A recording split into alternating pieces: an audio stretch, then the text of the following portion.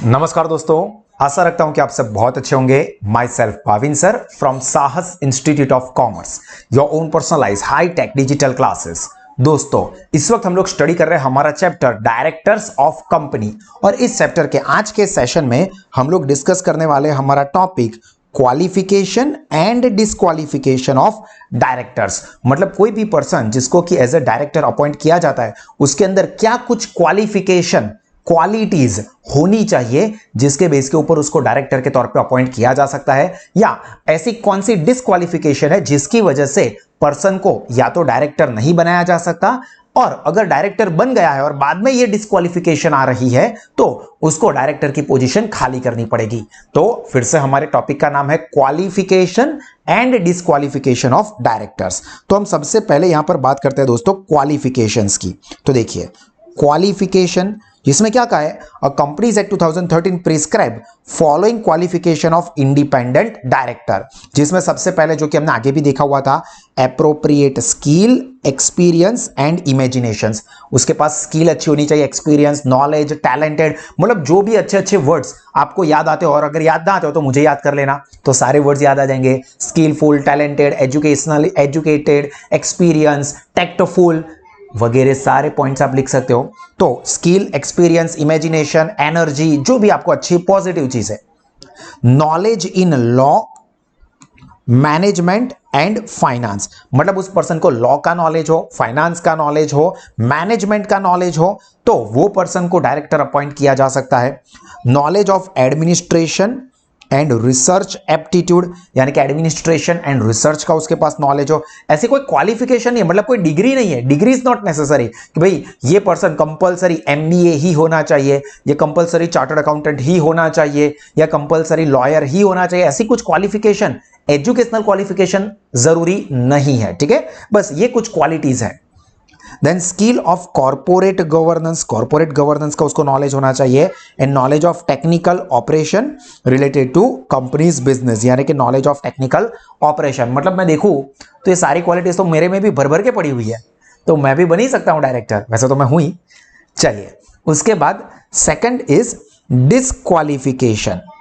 तो यहां पर देखिए इसमें क्या कहा है, तो the companies act prescribe following provisions as disqualification for the appointment of director, जिसमें पहला है, अभी आप अपनी चीजें याद कर सकते हो तो डिसक्वालिफिकेशन ऑटोमेटिकली याद आ जाएगी, जैसे कि पर्सन ऑफ अनसाउंड माइंड, पागल आपके जैसे, तो वो डायरेक्टर नहीं बन सकते। दूसरे, मेरे जैसे person who is insolvent, insolvent मतलब जिसकी लायबिलिटीज बहुत ज्यादा हो, असेट बिल्कुल भी ना हो, मतलब गरीब हो गए हो मेरे जैसे, तो वो भी नहीं बन सकते। Person has been convicted by the court of law, मतलब गिल्टी प्रूव हुआ हो और उसके लिए उसको सजा दी गई हो, convicted by the law. Then person who is convicted for the above offence, convicted and has been sentence for, sentence यानी कि सजा, more than 7 years is disqualified for the life, मतलब जिसको 7 साल से भी ज्यादा की सजा दी गई हो उसको तो लाइफ टाइम के लिए डायरेक्टर नहीं बनाया जा सकता। हाँ, ऊपर वाले में क्या था कि भाई कन्विक्ट हुआ हो पर ये सेंटेंस जो है 6 महीने तक की हो, तो उसको टेम्पररीली यहां पर डायरेक्टर नहीं बना सकते।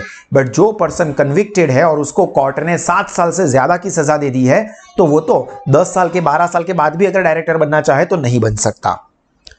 N order disqualifying him for appointment as a director has been passed by the court.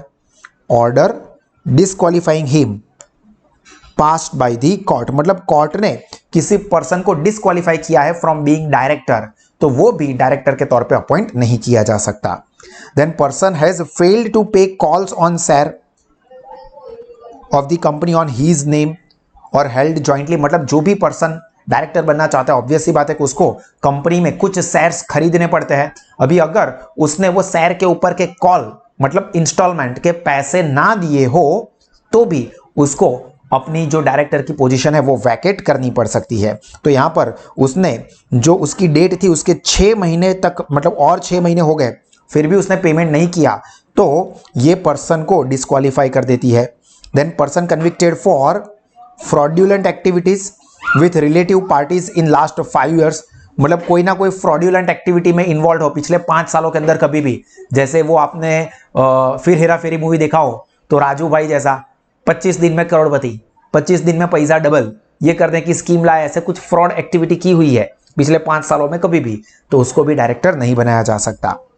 Appointed director does not present annual account.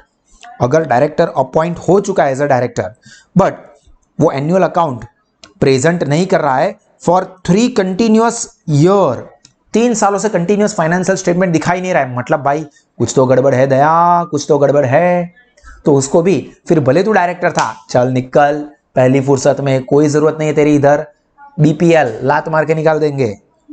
And 9th, a director who fails to pay interest और dividend declared an interest on debenture for more than 1 year can't be appointed as director for 5 years from the date of failure, can't be appointed from 5 years of failure, मतलब जिसने interest और dividend pay करने में भी fail हुआ हो वो director के तौर पे अपॉइंट नहीं किया जा सकता।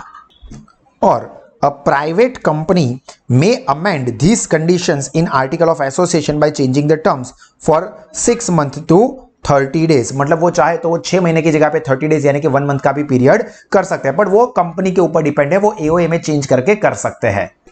तो दोस्तों ये कुछ क्वालिफिकेशंस और डिस्क्वालिफिकेशन है, मतलब यहां पर ये जो पर्सन, अगर जिसकी पर्सन के पास ये सारी क्वालिटीज होती है उसको यहां पर